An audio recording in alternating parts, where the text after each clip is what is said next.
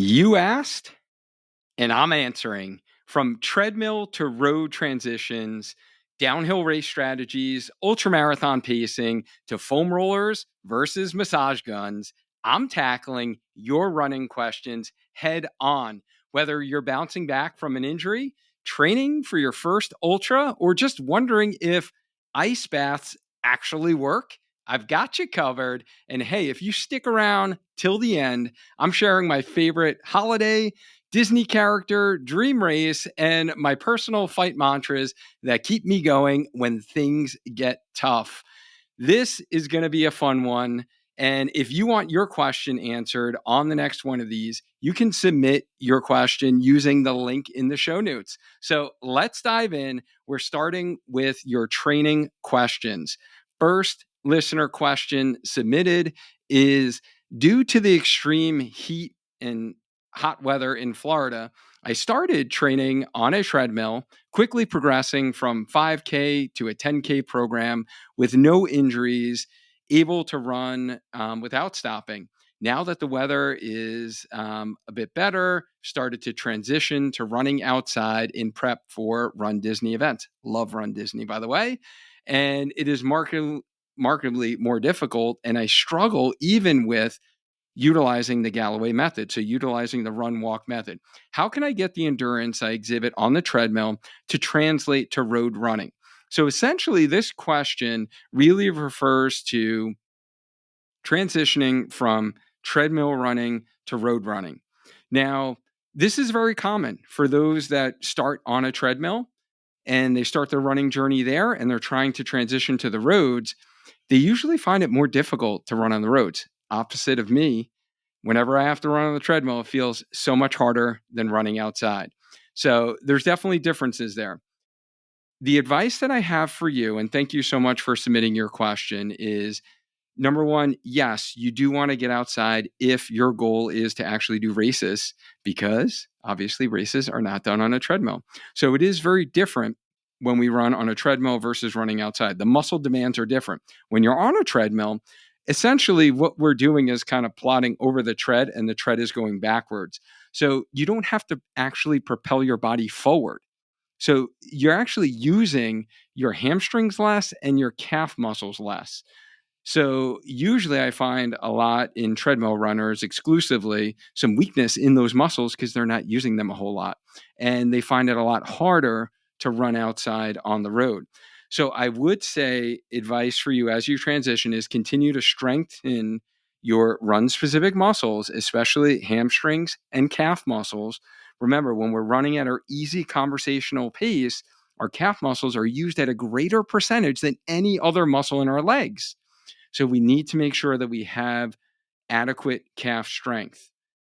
The other thing that I wanted to mention is I would take this transition to gradually expose yourself to the demands outside, meaning maybe one day a week you take a run outside. And usually for most of my treadmill runners kind of transitioning, whether it is the time of the year where it's getting more light outside and it's still dark during the week, then weekends work best, right? So you take the weekend run outside, and then hopefully, weather wise, whether it is darkness, heat, cold, whatever, you can start to get in other runs during the week. So you want to gradually work that transition. Don't go from like all treadmill running to now all road running. Allow your body to adapt to those demands because, like I said, you are using different muscles. The other thing I want you to focus on is getting in a rhythm and staying nice and relaxed, controlling your breathing when you're outside.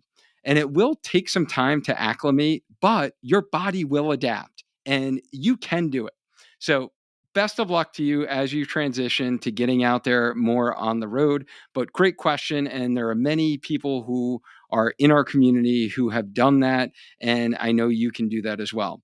Next question submitted is: I am a 55-year-old and running my first half marathon in 15 years. And I'm learning so much from the Healthy Runner podcast. Awesome. So glad that you're learning a lot. My race is in Crete around the rim of an ancient volcano. Sounds pretty cool, a little scary, but sounds pretty cool.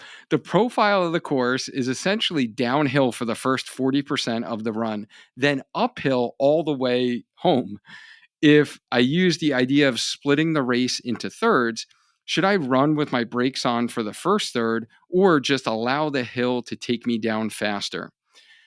What is my best strategy to cross the finish line upright and smiling? Thank you for any insight you can share.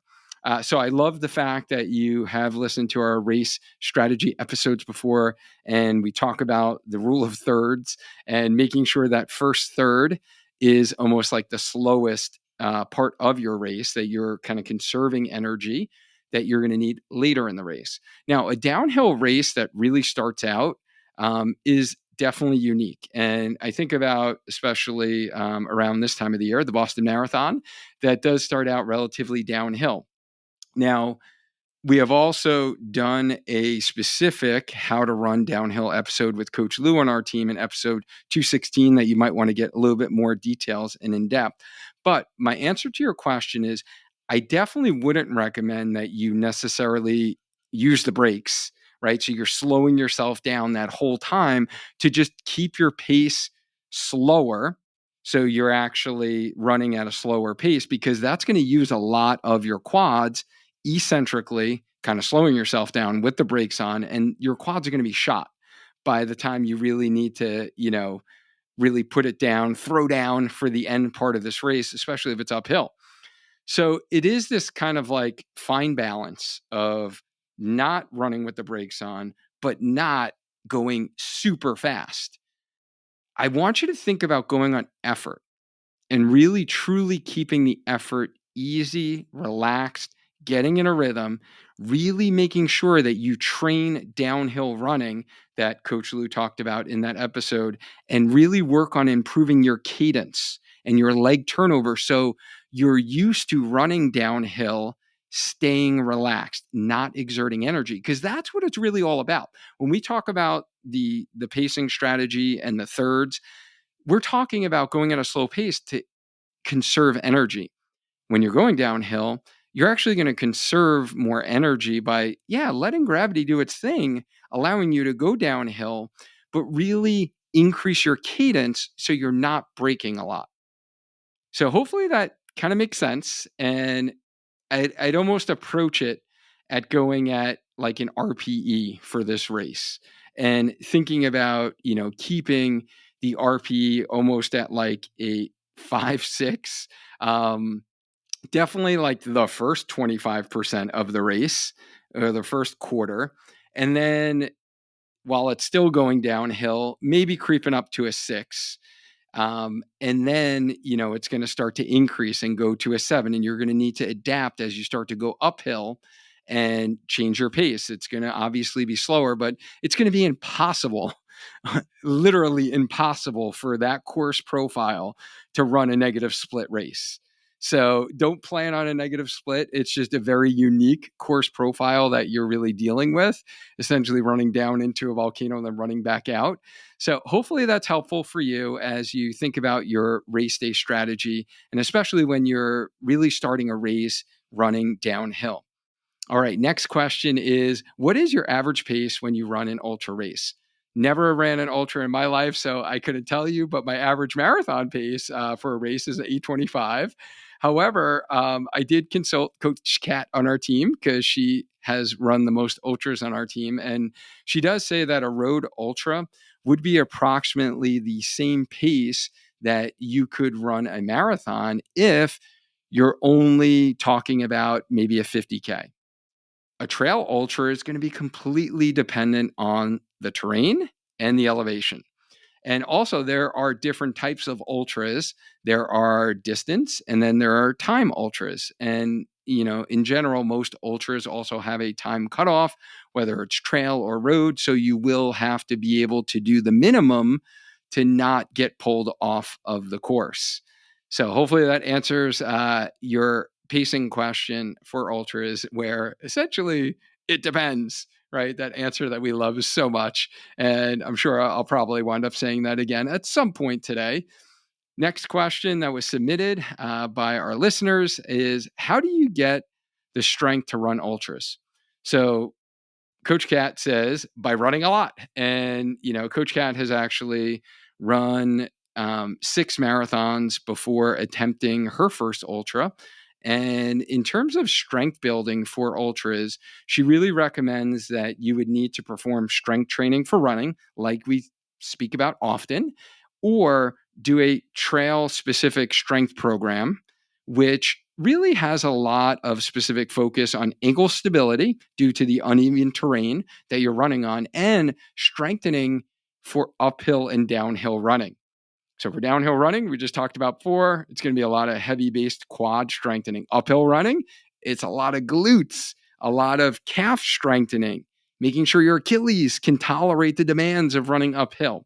So you want to really make sure that you are tailoring your strength program to those specific needs of trail running if you're doing a trail ultra. Next question submitted. What exercise do you think is the most important in keeping runners running? Wow, what a loaded question. I've been actually thinking about this question for pretty much most of my 22-year career as a running physical therapist.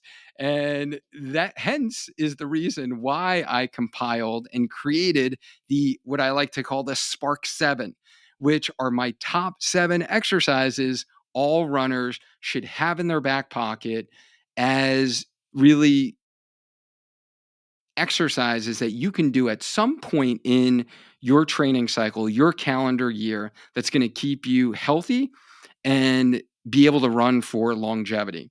And I'll link actually the instructional video of this 25-minute strength workout for runners in the show notes, but it is really the top 7 muscle groups that you could be doing as a runner. So it's a great place to start out if you've never done strength training for running before. It's also a fantastic way to deload the body, whether you're recovering from an injury and you need to focus on other areas and maybe you're not even running, right? You can still do this workout, or you're actually tapering before a race. I program this workout for my athletes who are tapering before their marathon, before their half marathon, to maintain some muscle control, tapping into those run specific muscles without overloading it while they're peaking in mileage, and making sure that their body isn't breaking down, that they're not getting burnt out, because you're not really looking to build strength, right, and lift heavier right before your goal race. So that's why I created that workout. It's 7 exercises. I can't give you one exercise. I got to give you 7. So that's my top 7. Check it out. Hopefully it's helpful for you. Next question, training question still. My question is in addition to the level 1 strength program. So this person asked regarding that level 1 strength program that I just mentioned to you guys, what else can I do to build muscle on my quad after my meniscus surgery and repair? It's been 6 months post-surgery and I have a lot of muscle atrophy.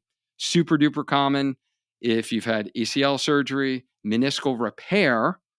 Definitely different for those that have had like a knee scope before or arthroscopy, where it's a little cleanup job and they actually remove the meniscal tear. That rehab is a lot quicker. This individual had a meniscal repair, meaning they were in a brace, they were non-weight bearing, probably 2 to 4 weeks. It was a slow progression back into weight bearing. They wound up having they can only bend their knee a certain number of degrees for a couple of weeks. So there's a lot of atrophy that occurs after that surgery. Very common. It will take time in order for your quad to build up. But I'm going to give you some of my best quad-based exercises that I love for my runners. We'll start with kind of standing loaded versions, then single leg, and then some isolation, if that's okay with you. So here's my list here. Number 1 is the front squat. You can do that with a barbell or in the comfort of your own home with some dumbbells on your shoulders. Front squat is going to place the demands more to the quads, makes it a knee-based exercises versus a hip dominant exercise that's going to put more stress to the glutes. So kind of having the load in the front of your body is going to put more stress to your quads, strengthen your quad muscles. Next exercise I have for you is the single leg squat. Another great quad one that I love, and especially to kind of put more emphasis to the quads. Sometimes I will have a kettlebell kind of in front of the body. Another great exercise is the step down exercise. So standing on a stair or one of those steppers in the gym, a plyo box, actually doing a step down. So you're bending your knee, or some people might call it like a pistol squat if you're familiar with that. You don't need to go down all the way, but really allowing your knee to come over your toes is going to put more stress to the quad muscle, strengthening it. Another great exercise I love for quad dominant exercise is the front step up onto a box into like a runner's pose or a balance position. And all of those exercises, so I got 1, 2, 3, 4, 4 exercises I just mentioned, can all be done with squat wedges. So I use them every week for my workouts to actually bias the quads more for all 4 of those exercises I mentioned to you. So that is something that you can do that is going to actually allow your knee to come over the toes, allow essentially to increase the angle at your ankle and put more stress to the quad muscles. So it turns really, those exercises into more of a knee dominant exercise. So if your goal is quad strengthening, I would definitely recommend you do that. Just make sure with some of that quad weakness from surgery, you're not getting a kneecap pain. So you do need to balance and make sure you don't get any what we call runner's knee, patellofemoral pain. Because if you do too much and you increase that angle too much, and you're not ready for it, you might just get a little irritation of the back of your kneecap. So just make sure you're not getting any of that. But I would highly recommend squat wedges. They have like a million versions on Amazon. If you just search that up, they're super easy to bring with you or utilize for your exercises. The one isolation exercise I love for the quads is in a plank position. Put your feet up on like a step, a stair, box, bench, any of those. And what you're going to do is you're going to slowly bend your knees. So you're controlling it. We're using eccentric quad control. And then squeeze your quads, straighten your knees, and tighten up the quads and hold for like a second or two at the top. And then slowly bend down. So this is essentially like a body weight quad based exercise. And then you can progress that by putting your feet up on a stability ball. Adds a whole different challenge in terms of like stabilization. So that's a great one. I love, that's always been a staple in our programs, is that one for like a quad isolation or an advanced quad isolation exercise. That's going to be progression from like what you did in rehab with straight leg raises and terminal knee extension with the band around the back of your knee, or like in a cable column. So hopefully those give you plenty of ideas for quad-based strength exercises. I do pretty much have all of them on our Spark Healthy Runner YouTube channel, so you could search some of those up. If you go to the playlist knee exercises, you'll actually find all of those in that playlist. All right, next question. And lastly, hopefully the recovery is going great post meniscus surgery and you can get back into running. So I don't want you to be fearful of that. You just need to do it the right way. And yeah, best of luck in getting back into running and staying healthy. All right, next training question. Being a fair weather part-time runner, I plan to return to full-time strength training routine rather than road running. So how much time on a treadmill should I be putting in to keep up a reasonable amount of cardio fitness? So we get this question all the time in our community during your off season, right? So depending on where you live in the world, when you're going into your off season, if you're not going to be running outside, right? You're that fair weather runner, whether it's too cold or too hot where you live, then most people kind of shut it down. But here is the question I always get is, if I want to maintain some fitness and I want to do the treadmill, how much should I do? So ideally, you should be doing treadmill running 3 times a week of at least 30 minutes. But if your main, and I say at least 30 minutes to really maintain what you've built up and your body's adaptations to running. Right. So it's not like you're taking all these months off and now you got to start again from scratch, because it usually, and this is where I see a lot of injured runners, is, they take that time off, they take 2, 3, 4 months off. and then they go back into it and they ramp up too quickly, too soon, especially if you're in your 40s, 50s, and beyond, then it really takes the body a while to adapt, right? And actually build back up. But we're usually impatient. The weather gets nice. We put a race on our calendar and we start training too much too soon, and our Achilles flares up, our hamstring, flares up. So I really highly recommend that you maintain this like base level of fitness at minimum 3 days a week, 30 minutes. Like some weeks, if you only get 2 in, that's totally okay. You'll be fine for the off season, but I would strive for that. However, if aerobic fitness is really your main goal, then I would recommend supplementing this with some cross training. So if you either just dread the tread, right, then I would supplement with elliptical, bike, rowing machine, some spinning classes, right? Like we actually did a whole episode with Coach Kat in episode 254 on cross training tips for runners. So you might want to check out that episode, and it could be a really effective way to maintain your aerobic fitness. And I actually had a personal experience with this this past summer, fall, where I wasn't able to run for 6 weeks with a plantar fascia tear, and I had to do a lot of biking, which I really didn't like whatsoever. And I've never really had to do that, but I adapted. I was able to maintain aerobic fitness. So it is a great way to be able to maintain the aerobic gains that you've had with your running. But I still would do the treadmill because, like I said, your body demands are going to be different. So don't only go elliptical, full blown bike. Think about doing some treadmill. Like that would be the ideal comparison to doing running outside. But if you just can't stand running for an hour on the treadmill, 45 minutes, over an hour, doing a long run on the treadmill, then you can kind of switch it up and combine treadmill, some biking, and still be able to maintain that aerobic capacity. So hopefully that's helpful for you. So that concludes all of our training questions that were submitted. I got one injury question for you guys. It really relates to plantar fasciitis, plantar fascia rupture. So this question was submitted. It says, thank you for all the education and top exercises. You're welcome.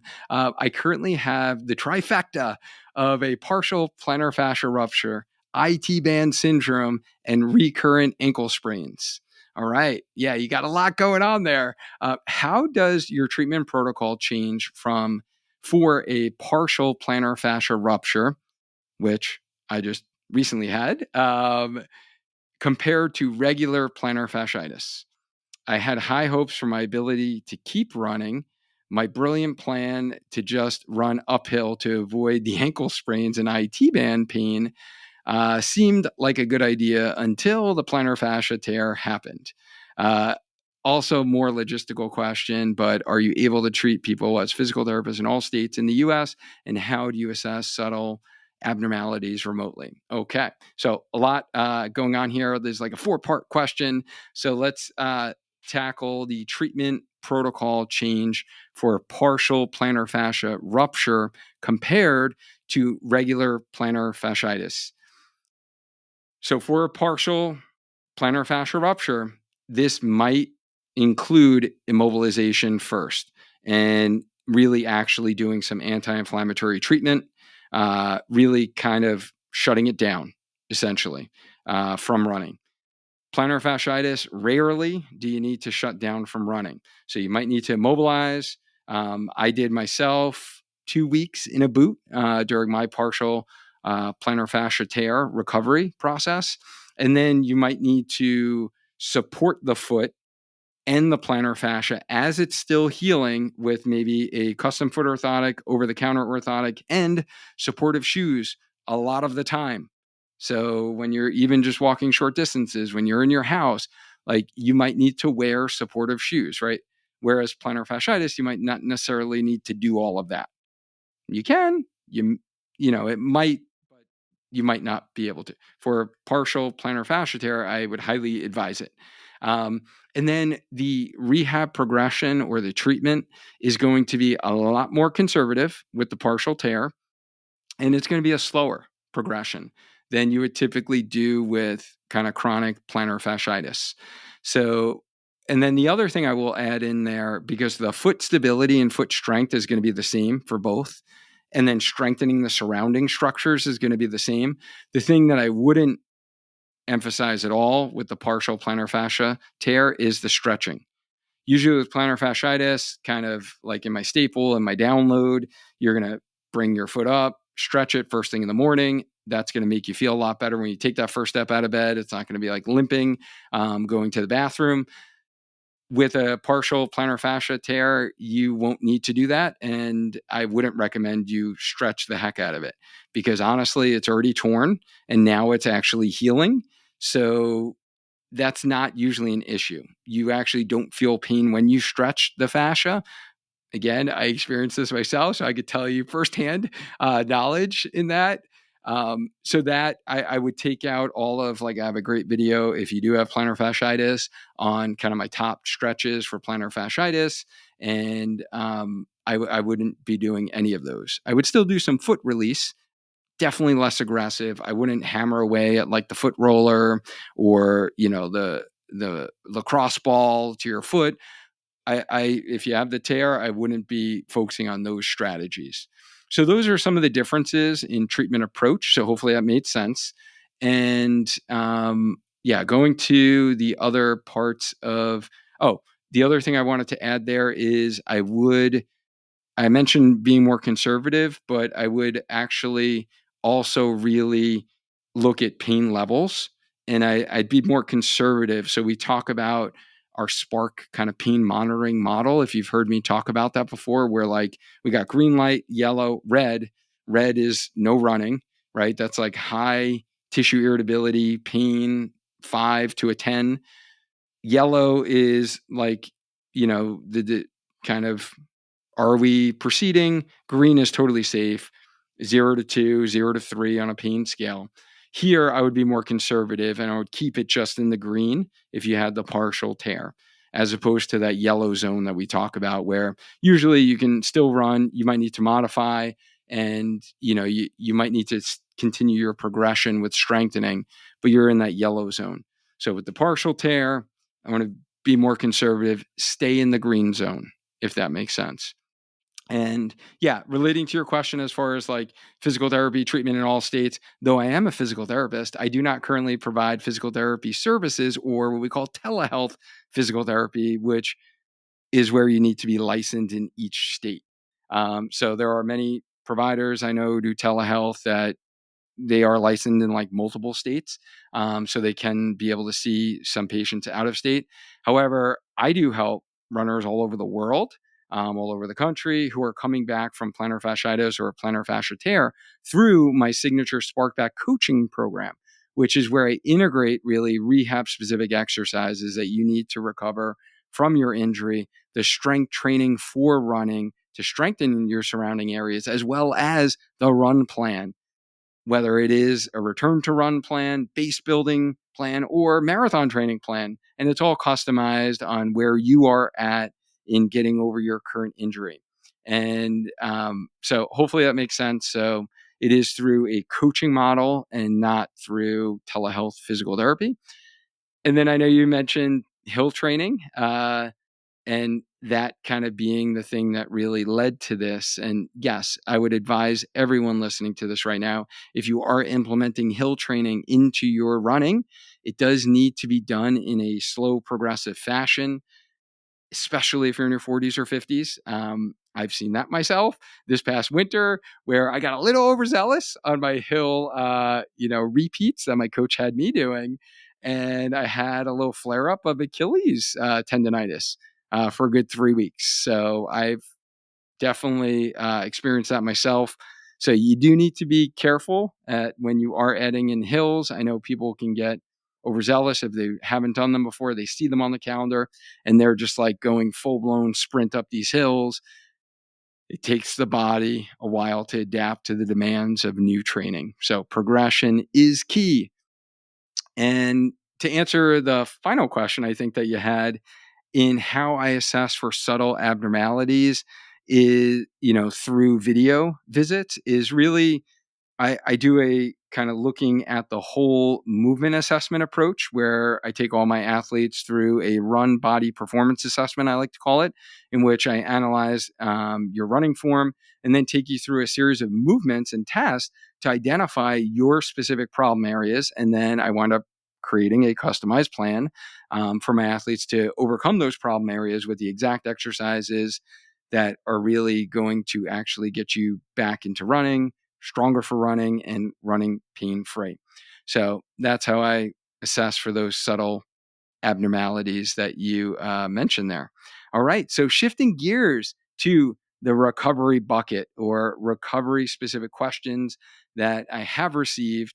The first is I love my foam roller, but also have a massage gun. So which is better? Or is there a better time to use one versus the other? So this really simply comes down to convenience or preference in which you prefer. And I prefer different ones at different times. For me, I actually do prefer getting on my foam roller because I do feel like I'm not only stimulating the soft tissue, releasing the soft tissue, but I'm also mobilizing my body. And it's more movement based as opposed to, I see the massage gun as almost like a passive soft tissue technique or I like to call them like weapon of choice, right? You got your foam roller, your massage gun, your massage stick, right? All of those are essentially doing the same thing, is that they're like soft tissue strategies, soft tissue care. They're important to stimulate the nervous system, stimulate the soft tissue before running. I like to do it, or recovery after running. So really all three of those are going to essentially do the same thing, but it is a little bit more personal preference. I feel like the foam roller is easier as well because you can leverage your body weight where it takes less effort on your part. Like the massage gun, it's kind of like the arm gets tired. It's got to move around a lot. The positioning I find a little weird for someone who hates, sitting for prolonged periods or like bending over. Discs in my back are not the best. I don't do well in like flexed positions. So I find myself, and I'm a little on the taller side, longer legs, in like a flexed position as I'm kind of using the massage gun. So, it is a little bit personal preference. See what works best for you. Sometimes it's hard to do like foam rolling after like a really hard run or a long run, where you might want something a little more passive like your massage gun. It might be a little easier for you to release some of those muscles. But the main premise, they're doing the same thing. They're trying to increase blood flow to your soft tissues, to your muscles, to either activate your nervous system and your muscles, or to actually facilitate recovery. So hopefully that answers your question. But yeah, there's no hard evidence. There's no hard scientific data that shows one is better than the other at each of those. Their main goals are the same thing. Next question we have with recovery is, what brand of compression socks do you use? For me, I use CEP. That's the brand that I use. Those are the calf sleeves that I also enjoy, and the lightweight ones I like in the summertime when it's really hot because they allow me to breathe and it don't feel like you're wearing too much clothes on. I've tried a bunch of others. You just want to make sure it's like graded compression. I've tried some others and they're not that much compression. So the CEP ones I like the best. I always size almost down, or if you're like on the edge of where the measurements are. So check out measurements, calf circumference. If you're kind of on in the borderline of two different sizes, always size down because the more compression, the better, generally speaking. So that's the brand that I like. All right, next question. What are your thoughts on ice baths? Are they actually helpful? Yeah, this has been like such a trending thing on Instagram. All these different ice baths. I'm like seeing all these products, all these ads. I don't know if you guys are seeing it. And um, yeah, it seems like it is one of these like popular trendy things recently. And I was actually curious to see if there are any scientific data out there. I did not do a full lit review. However, I am trusting this resource from the Mayo Clinic. This physician, I'm going to give him a little props here, Andrew Jajim. He did write an article on this, so I'm going to trust that he knows his stuff. But it's really, looking at the science of cryotherapy, does it like live up to the hype? And for the most part, the answer is no. For a study published, researchers asked study participants, which involved like cold water exposure, breathing exercise, meditation for 15 days. The study revealed no positive changes in blood pressure, heart rate, heart function, or mood. In addition, other scientific evidence seems to point to some benefits of cryotherapy, but much of the research is too weak to support many of the claims with confidence. Moreover, consideration must also be given to the lengths you need to achieve, at best, a modest beneficial effect. So it talks about like the length of time that you would need to like do an ice bath or cold water submersion. And then the other, I think the main reason or the main rationale for most runners, because there are some different rationales. So if I'm going to stay away from the mental health side of things, because there is a rationale there, or a mental toughness, we'll say, side of things. But I think for most runners, you're probably looking at it to like recover. And this is something like many athletes have done and athletic trainers have done with athletes, where they're really looking at during times of high stress, high times of training, multiple, levels of competition, tournaments, things like that. You'll see athletes like jump into the ice bath to help reduce pain and soreness after a hard training session, or like these back-to-back competitions. And this physician talked about, however, like this cold therapy could potentially harm performance, because if like you are an athlete, you have this like intense, like 2 week, let's say for us as runners, 2 weeks where you're peaking in your training block, right? Or you're maybe doing something like the Dopey Challenge, where you're running like 4 days in a row, or you're doing an ultra, right? Or you're doing this like 48-hour race, right? Like something crazy like that. You could do it from like a pain and soreness standpoint, but that's really all you're doing is just shutting off some pain, maybe decreasing soreness. If you're doing it on a routine basis, this doctor actually advises against it, because it it might actually hinder long-term adaptations as athletes, and particularly for strength and muscle growth.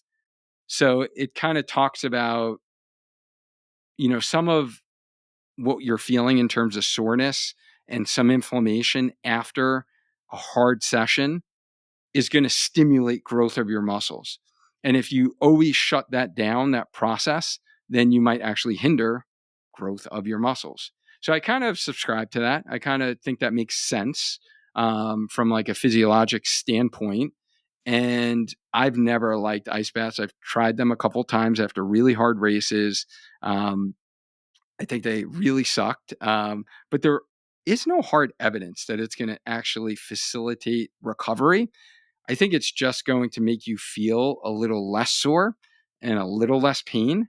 But for me, honestly, the pain of actually doing it, it's really hard to justify actually doing it. So this doctor does summarize this great, because I think this is really important for you as a runner to keep in mind. Exercise, a nutritious diet, sleep, and stress management are the core of what you should be focusing on. So you talked about like looking at dinner, like those four elements: exercise, nutrition, sleep, stress management, are the vegetables, the whole grains, the protein, the meat of the main course. Cold plunges and other cryotherapies serve as like a potential garnish on your dish. So focus on the entree before worrying about the garnish. I thought that was like a great way to summarize it. Or a lot of in the running community, we talk about this as being the 1% of things to focus on, right? So this is like the 1%, or this is like the bicarb. This is like, the latest, greatest supplement. This might be the latest, greatest super shoe. Like what is actually going to move the needle in you getting stronger, faster as a runner and being able to do it for a long time?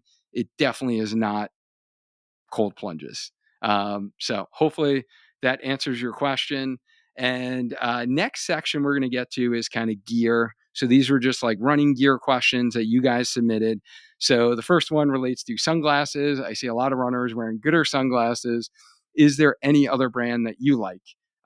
Yeah, I have like, I'm looking over at my stash of Gooders sitting there, all laid out, all various colors. I have probably like 15 pairs of Gooders. The reason why a lot of runners wear Gooders is because they look fun. You feel you feel energetic in them. You just feel like happy if you're wearing a pair of Gooders, and they're super cheap.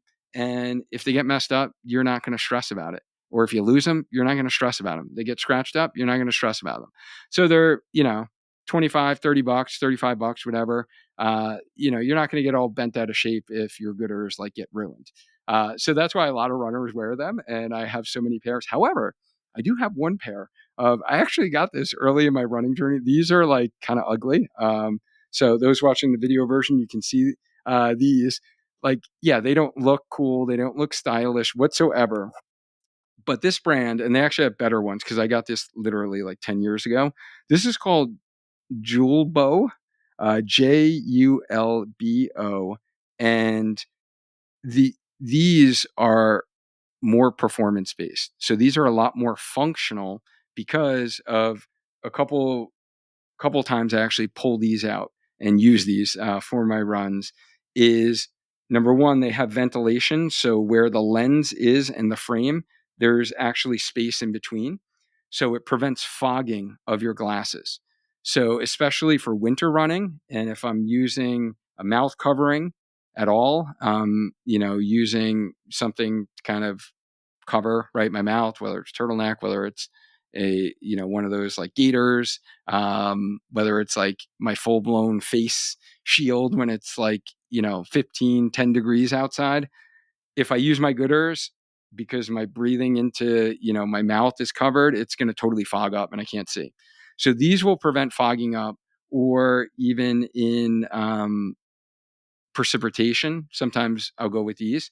The other thing is these have a gradient lens, meaning you ever, run with your sunglasses and the sun's out 1 minute, then it's not out the next minute, and it's like so dark outside, or it starts cloudy and then the sun comes out and you're like, damn, I wish I had my sunglasses.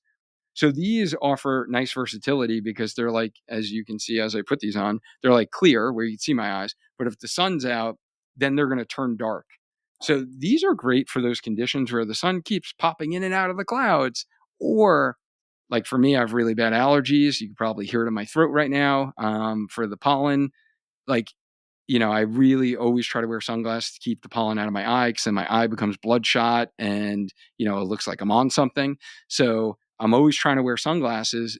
And even if it's not sunny outside, I'll use these because it will protect my eyes from getting pollen in my eyes and it won't look so dark to me. It doesn't look like I'm running outside in the dark. So this is one brand. I'm sure there are many others out there, but this is the experience that I have with these. But yeah, these are a lot more expensive. So these, I just went on their website actually. And yeah, they do have more stylish versions than this one that I have here nowadays. So they got some cool looking ones, but they're like 150 to 250 bucks. So, it's all a matter of like what you want to spend and what your goals are. And if you have some like hard race goals and you need a good pair of sunglasses, you might want to invest in something like that. Or if you're running in all different weather conditions, you might want to invest in a pair like that. But yeah, the Gooders are fun. And yeah, they're so cheap and you don't mind if they get scratched up and you just replace them. All right, next gear question. I'm looking for a good handheld water bottle. Do you have a favorite that you can recommend? I usually hate carrying anything in my hands, but think it might be simple for short summer runs. So I love the fact that you are thinking about hydrating for your runs because it's so important, especially during the summer. And it's even important during cold weather running as well. Most people are running dehydrated and they don't realize it, even though you're not thirsty because the weather's cooler, your body is still being used the same when you're running and it will affect performance. So, yes, the answer to your question is yes. I do have some recommendations. And last year on the podcast, I shared one that was like a plastic bottle. It was kind of like ergonomically correct. I really liked it last year. However, I did find a new version that I'm really liking, and it's the Hydra Flask. They have a Speed 350 milliliter or 500 milliliter that has this adjustable strap with a thumb loop. So I'm really digging that one. And the reason why I like that better is because as you drink the water, it becomes smaller and smaller. So it doesn't require your hand to be in like this awkward position the whole time. And it becomes lighter and lighter versus the plastic version that is definitely a little bit heavier than this collapsible. And then once you're done with it, you can fully collapse it and literally put it in your pocket. So then you don't have anything in your hand. So I've been digging that. They actually have also a insulated version, so I actually did get that one as well. So I would highly check that one out. It's got that adjustable strap, thumb loop, Hydro Flask. You can go on their website, go on Amazon, check that out. I think you'll be very happy with that purchase. Last gear question is, this might be a question for some of the female coaches, but I am looking for a good supportive sports bra that doesn't cause bouncing and doesn't chafe. Any recommendations? All right. I had to go to the expert here. Coach Kat weighed in and she said there is no one bra that works for everyone. Just like sneakers, it takes some trying on. But for larger women, a bra that zips in the front is more supportive than a pullover, but price doesn't mean anything. Coach Kat says you can use this as a specific example. She spent a lot of money on highly advertised sports bras, brands, and she had the worst chafing ever. A cheaper model at Walmart is her go-to. And for chafing, you want to use more of an anti-chafing gel than you think you need, and then reapply mid-run if needed. So always put more than you think you need and reapply mid-run if you need. So hopefully that's helpful for you. I know we didn't give you a direct one. I guess the cheaper one at Walmart is kind of the direct one that Coach Kat mentioned. But unfortunately, it sounds like you will need to trial them out. So maybe try one at a time. Then when you find one that you like, it's kind of like, okay, yeah, let's buy multiple of these. All right, some personal questions. Let's get some fun here. All right. You guys submitted these. What is your favorite holiday? For me, Christmas, definitely.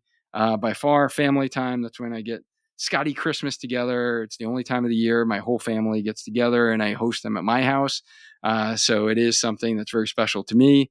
And I love Christmas lights. I used to, last year was the first time I didn't actually deck my whole house up. Just because, quite frankly, I didn't have the time anymore. My girls are unfortunately getting older, one in college and in high school, so they don't get as excited anymore. And it just takes me literally a full day and a half to set up and a full day to take down. And honestly, I don't have that time anymore. So, yeah, but I do love Christmas lights. I love like giving presents to others to show gratitude. And I love seeing others like open gifts. So I would say definitely Christmas for me is my favorite holiday. Next question. If you could run any race in the world, all expenses paid, and you get a bid no matter what race would you be running? I love this question, by the way. I would say Tokyo Marathon. Never been to Japan. Love Japanese food. Here is a vibrant running community. Love Japanese flowering trees. I planted 3 of them in my yard that I absolutely love. And it's super hard to get into that marathon to begin with. And it probably would be the most expensive to travel to besides Australia. And now they do have marathons. So like the Sydney Marathon would be like a close second there. But yeah, if all expenses are paid, I'm definitely going to like Tokyo or Sydney if that's going to be the case. Great question. Love it. Who is your favorite Disney character? Goofy's my dog.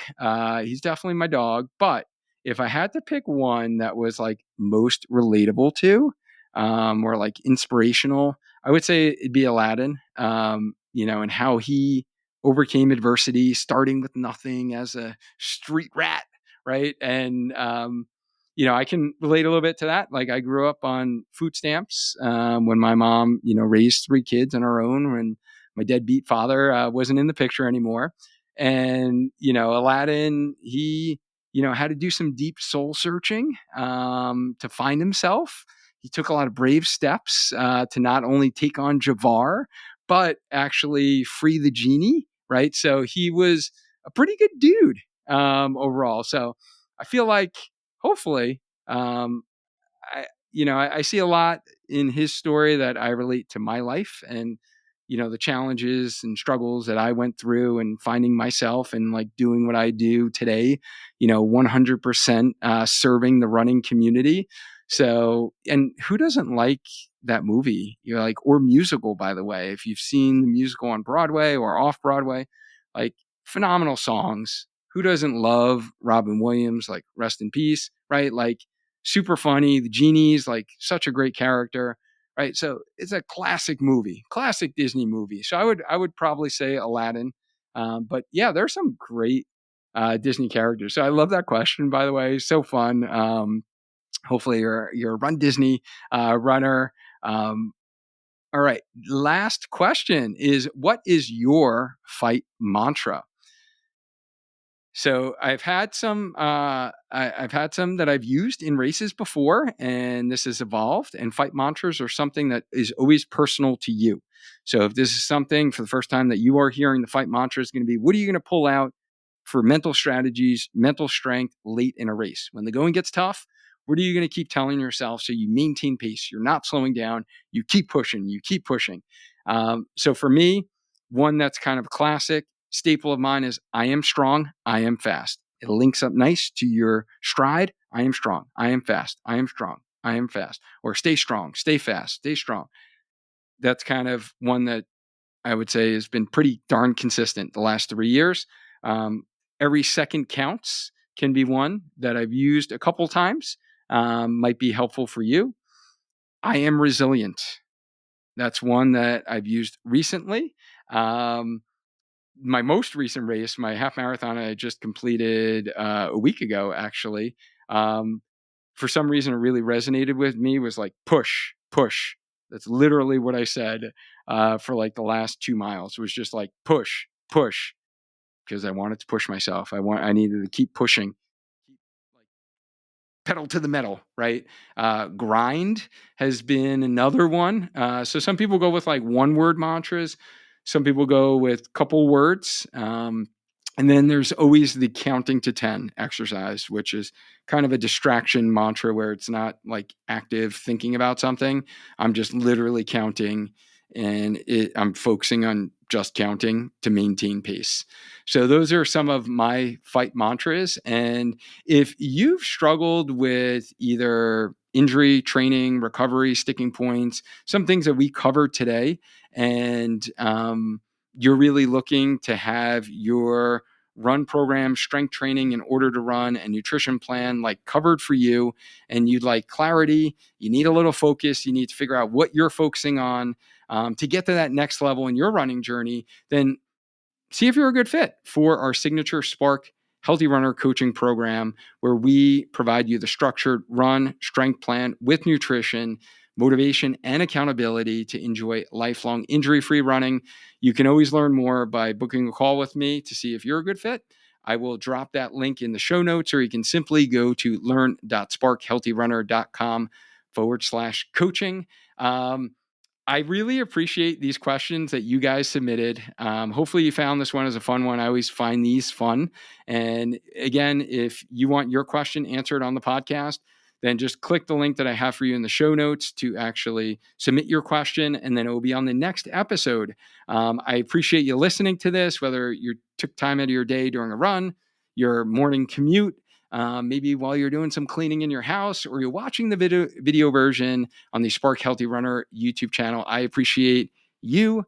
And if you like this episode and you like this style of kind of the Q&A, then you're surely like the next. So if you're listening on the podcast, queue up episode 240 to hear me answer your running injury prevention, and recovery listener submitted questions. And if you're watching this in YouTube, then just click the video that I have for you next, and let's continue to grow a strong mind, a strong body, and let's just keep on running. Until next time.